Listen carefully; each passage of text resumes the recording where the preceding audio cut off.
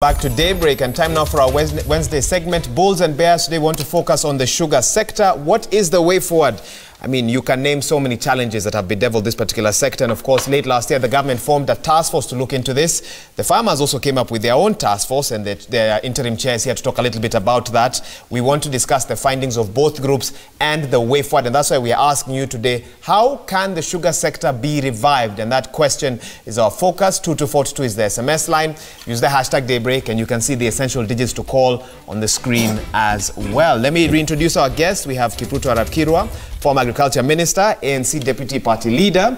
We also have Saulo Busolo, the interim chairperson of the Kenya National Alliance of Sugarcane Farmers Association or Organization. And joining us for the first time on the show, Jay Bonyo, our business editor here at Citizen TV. Bonyo, karibu sana. Asante sana. They've only been hearing his name as he supports us back then. Yes, actually, yes. Man of the business brain. Crucial backbone of this program, and today he makes a debut. Yes. Thank you. You know, there's a lot of feedback coming in. Douglas Ogega says something here that we're going to talk about. He says the only solution, privatization, is the only way to go. And Jay Bonyo himself here was brought up in the sugar belt area, so he will tell us what happened. But that's for actually now, in one of the reports, privatization is seen as a way forward. Exactly. We'll find out if it's even a solution to begin with, because that's one of the major issues that is coming up. And COMESA has also extended our reprieve for up how to long 2020. Though?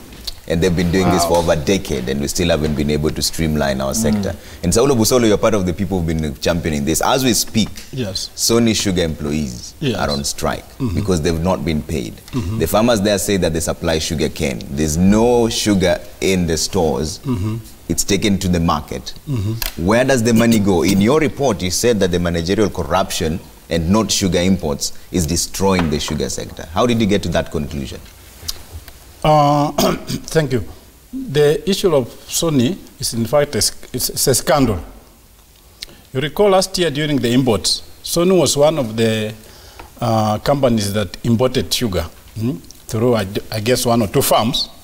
And I think the earning was over 2.something billion Kenyan shillings. Hold that thought just 1 second. You said Sony Sugar is a scandal. Just hold it in 1 second. We have Caleb from Nairobi calling in. Let's find out what he thinks first, and then we'll come to you. Caleb, good morning. Good morning, Caleb. Good morning. Yes, go ahead, your comment or question, Caleb. I have a comment about overborrowing. Okay. Okay. And I think this country has overborrowed. You know, we are taking loan after loan after loan. The interests are too high. Okay. And corruption is too high. The money that we are borrowing, we're not using them for the right purpose. Okay. Okay. Thank you. So I think as a country, we need to be more responsible about borrowing, and the buck stops with the president. And I think it needs to be more firm, because, you know, you cannot fight corruption by just talking tough. Okay, Caleb, allow us to interrupt you. We have now switched gears. We are now talking about the sugar sector, but thank you for your contribution nevertheless on a topic we were discussing a bit earlier on. Saulo, let me come to you. You've talked about a possible scandal at Sony Sugar. There's a new saying in this country. If you see a scandal somewhere, Karura, next to Karura is the DCI headquarters, go and report. Why is nobody reporting these things? Sony is government owned. On the Sony board sits the Minister of Agriculture, the appointing authority of the board. The chair, of course, is appointed by the president. There is also Treasury represented on the board. There is Inspector of State Corporation represented on the board. There's nothing that the government does not know that goes on at Sony. What are you trying to say? What I'm trying to say is Sony is the very reason why some of us are saying the government should get out of this industry. It's part and parcel of the problem, because they know the problem in the first instance. Since they know the problem in the first instance, they should not pretend to be part of the solution, since they are part of the problem. So you say the government does not want to resolve the farmer's position is let the sugar sector be deregulated. Let sugar be deleted out of the Crops Act, so that the farmer and the miller do their own contract. The industry is overregulated. The overregulation, particularly of the state-owned mills, has not helped the corruption. This corruption, is it just the managers there? Well, I've told you that even the government is part and parcel of it. Yeah. Can the government tell us they don't know what goes on? No, they do know. Joseph, what do you make of it? You've grown up there. What has changed now? Why all the hue and cry? He's also been at every press conference on matters sugar for the last 13 years. Just the first clarification. I've not grown up in a sugar belt, but I've followed matters sugar for a very long time. Okay.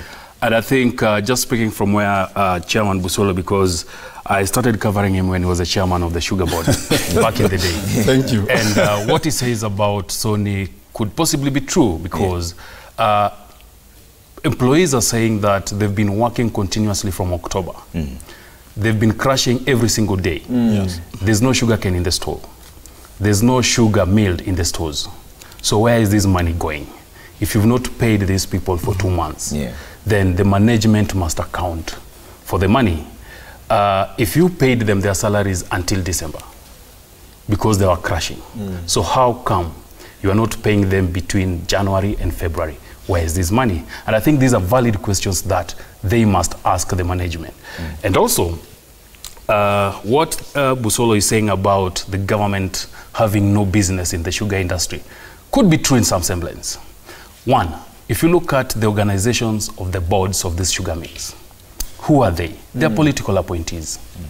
And you see, when you appoint somebody based on the political affiliations and not on the understandings or the runnings of these mills, then clearly you are saying, you go there and do what you can, not to go there and revive the sector. So I think the government has been deliberate in not putting enough efforts to revive the sugar sector in this country. Okay. So who's benefiting from all this? It's a multifaceted way. The government is benefiting from the confusion in the sector. And you see, with the government benefiting, they have people, proxies, that they've put in place that anytime we do not meet our yearly annual tonnage for production, then the market is open for them to bring in the sugar. You remember just sometime last year, we had people bringing in excess sugar in the market. Yes, there were 980,000 tons. Exactly. So when that happens, then it clearly tells you that the government or people in government strategically benefits from the problems of our sugar mills. I want to get a reaction from Honorable Kirwa, who has served the previous government in such an influential position as to understand what these two gentlemen are talking about. Give us insight. Is that what actually happens, Honorable Kirwa? Well, it is true, but not entirely true. The sugar subsector has many problems. One of them is historical, in the sense that there are some debts that were incurred so many years ago. And even if we are to privatize them today, we just need to clean the books of these companies. For example, when I left the ministry, Nzoia owed about 16 billion. I don't know whether they have gradually reduced that kind of level. About 50 now billion. It is 50 billion. So you can see, to remove 50 billion and say we are privatizing Nzoia is something the government must go out of its way deliberately to improve the sector, the sugar subsector. So historical in the sense that we need to retire the debt before we go privatization. Issues of governance, is true what Bonyo and Mheshimiwa Busolo are saying, that in terms of governance there is corruption. And importation is not a problem because we do not produce enough to feed Kenyans. And therefore the window of importation must be clearly demonstrated by the government that we are only importing to fill the deficit. But you do not over-import the way they did last year or 2 years ago. You're actually coming to kill the subsector. Now, in terms of regulation, yes, bring regulations, but the regulations must be agreed by the stakeholders across the board. Honorable Busolo is saying we are over-regulated now, in fact. Indeed, we are over-regulated because even now they are telling us you should not be using manure. What are you telling us? That now we are feeding our livestock with poison? Because manure is one of the best, and the world is going organic, and Kenya is reversing that we go in organic fertilizer. So I do not understand what they are doing. I'll keep taking you back to the time you were in office. Yes. What is the process of appointing the people that sit in the boards of sugar companies? Did you receive calls from higher officers? Put so-and-so here. Put this person there. Oh, the truth of the matter is that the companies that the government has interest, those appointees are political.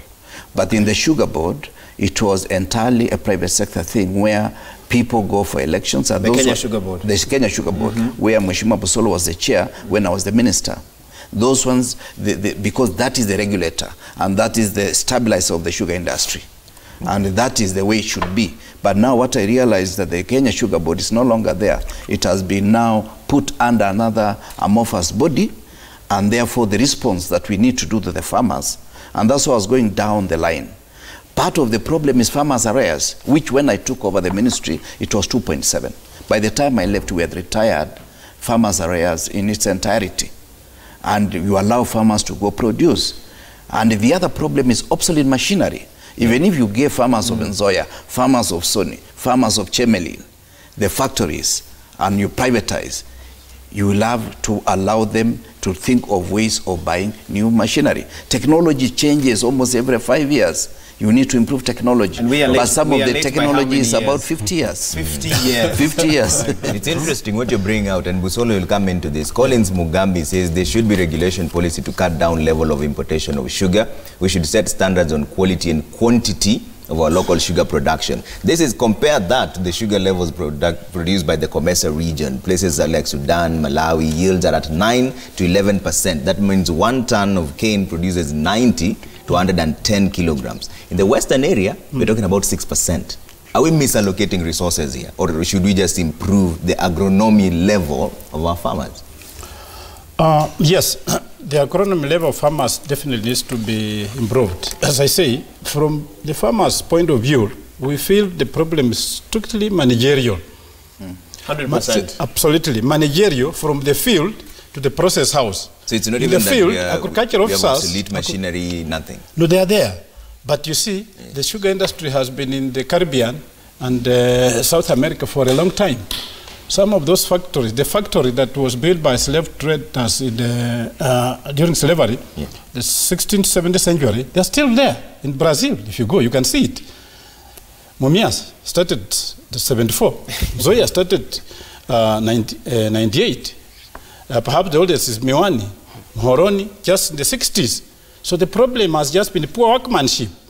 You get, you know, vandalism, vandalization of equipment, poor supervision, basically poor care of work, both on the farm. You get agricultural managers in these industries who have no idea about the field. They stay in the offices. So the crop husbandry is left to people, you know, to do as they wish. Then you come to the process house. The management, sometimes who have some idea about engineering, sugar technology, sometimes who have no idea. So they procure equipment that is useless, that does not make sense. I'll give an example of Nzoia. There was a technical management team that meant to expand in Nzoia in the early 90s from 3,000 TCT, tons of cane per day, to 7,000. A new plant was brought in, which we call a factory lying on the ground in Nzoia. It has never been installed. Now, the management tendency to vandalize equipment from that factory on the ground, pretend they have bought this equipment, when actually they've just picked 1 or 2 parts from there, and if you look at the books, they have procured new parts. This bureaucratic corruption in the sugar sector is the issue. Is the issue. Okay, Bonyo, before you react, let's take a look at some SMSs. Can we have those up on the screen? And of course, 2242 is our SMS line. Use the hashtag Daybreak as well to talk to us on social media. All right, they're coming up on your screen right now. Let's read the first one and hear what your views are. The question we're asking you is, how can the sugar sector be revived? And we have the first one coming through to our newsroom. Mutai from Nandi says, sugar industries in Kisumu region collapsed due to corruption. Revival is only through privatization. All right, let's take a look at another one. The SMSs are coming in quick and fast, but a bit slow on the screen. Comment from Eldred. I actually saw this one earlier, and Bonya, I hope you'll respond to this when we come back.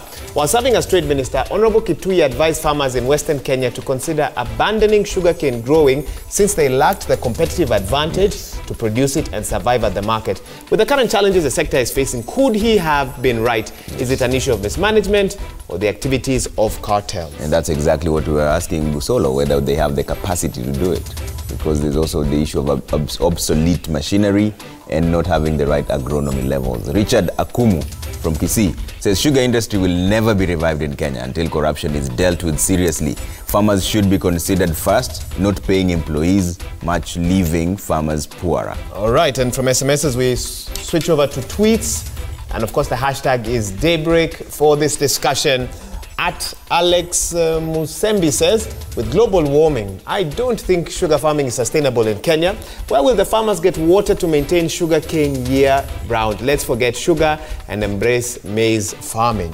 Okay, although I saw someone else saying farmers also need to think about maize farming and other alternatives. My goodness, merry-go-round is what it seems. Ponyo, which one do you want to respond to first? I think the idea of the farmers, I know I'll get a lot of flack for this, but fact be said, I think our farmers have also contributed a part into the problems facing the industry. In what ways? One, most of the sugarcane farmers today have used the same parcels of land that probably their grandfathers used in the 60s and early 70s. Average sizes, what, 1 acre or smaller? An acre, 1.5. Okay. Yes. So there's depletion of nutrients. Exactly. From the ground. So if you're going to use the same parcel of land to plow and plant sugarcane for over 40 years and expect that if you supply it, let's say to Nzoia, and expect that Nzoia will have production of quality sugar, then that's a problem.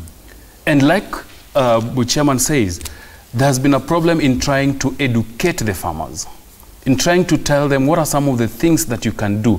Fast maturing cane varieties. I think there's an issue that sometime in the around 2008, 2009 was all over. We covered it when Mumias was trying to pioneer this. It was resisted. And you see, when farmers themselves do not want to adopt some of these practices, so you plow, it takes you about 18 months, I think, for you to harvest your sugarcane. Then you are going to chase your payment for another 2 years. So for a complete set of 5 years, you're following payment for one farming harvest, season. Yes. Exactly. So I think farmers also must look at what is it that they can do. What are the alternative crops? Because when we say that our farmers have been impoverished by these mills, they must also start looking at what are the alternatives. Explore dairy farming. Explore things like other cash crops that can give you, because at the end of the day, you are doing this for your livelihood. Okay. And that is where the problem is. Most sugarcane farmers today are doing it for sentimental purposes. This is the farming business that my forefathers did. This is the business that I must also do. I think looking at it from that perspective, it is slightly off, and people like Busolo here should go out there and tell farmers that, hey, we will not have these things done the way we want them anytime soon, because the government is not committed. What is it that we must do? Because your lives must continue. You need to eat. You need to eat. You need to pay school fees. I mean, so your life must continue. So what are some of these things that you must do? I also remember sometime around 2010, 2011, Mumias pioneered another thing. And it worked for some farmers around the Busia belt, where they were giving them dairy cattle. So apart from your sugarcane that you're supplying to us, we're also giving you a dairy cow, so that it supplements your earnings. A few farmers took it up. Most of them did not. And I want to believe the farmers that took it up are now realizing the benefits of having taken an alternative to sugarcane farming. Because like somebody has said, it's no longer sustainable. Okay. It's no longer sustainable. We have Yusuf. Yusuf is calling in from Kakamega, and we'll pick up on that conversation that Bonyi is just raising right now. Yusuf, good morning. Yusuf? Yes, good morning. Good morning. Go ahead with your comment or question, Yusuf. I want to urge Mheshimiwa Busolo. Yes. Mheshimiwa Busolo knows that wage bridges at Mumia Sugar Company, yes, and Nzoia Sugar Company are not well maintained. Way bridges, you mean? Way bridges, that's Mumia Sugar Company and Nzoia Sugar Company. Okay. Two, Mumia Sugar Company has not been paying farmers. Okay. Wanapeana pesa kidogo, sisi tunapeleka miwa huko, pesa inakaa huko miaka mingi, miezi mingi hatulipwi. Okay. Rafiki yangu hapa ameongea mambo ya 1 acre. Baba yangu alikuwa na eka 20. Mheshimiwa Busolo knows that in Western we are privileged to kuwa na mashamba kubwa. Yeah. Na tunapanda miwa. Lakini the problem is the mismanagement at the company. Okay. kuna wakora wengi pale kwa company na it is because of the political influence. All right. Yusuf, mtu anapeleka huko ndugu yake sababu yeye ni mwanasiasa. And that was not helping the cane farmers. The nepotism. Yusuf, let me ask you a question. Sorry for interrupting you. This is Wahiga here. Would you consider alternative crops if this carries on, you know, for, I don't know, until when? Now, Mumia Sugar Company was considered alternative crops. We were growing sugarcane and soybeans. Okay. Mheshimiwa Busolo can attest to that. We were growing soybeans plus sugar. Then also we were being given dairy cattle. Okay. So there's no problem with that, but sisi tumesomea kutoka kwa pesa ya miwa. Okay. Na tunapenda miwa. Serikali ya Uhuru isianze kuleta sukari kutoka Brazil ama Uganda na sisi tuko na miwa. Okay. Alafu tu, now the nucleus. And I want this one to listen very carefully. Yes. Okay, briefly please. Tafadhali umwami Busolo, nucleus, watu wasianze kuchoma nucleus sababu ya siasa. Okay. Asante sana. Thank you. Thank you, Yusuf. That's Yusuf from Kakamega. On that note, let's take a quick break. On daybreak, we'll come back and quick get observation reaction before we take the break. Yes. When he spoke about the struggles of farmers, his voice went up a pitch or two. You could feel the frustration. There is pain in this discussion. And he says they've been doing this for over 20 years. So why is it a problem now? My goodness. Take a quick break. We'll be back with that reaction. We'll get it from Busolo as well, who's been referred to as Omwami. So we'll find out from him in just a bit.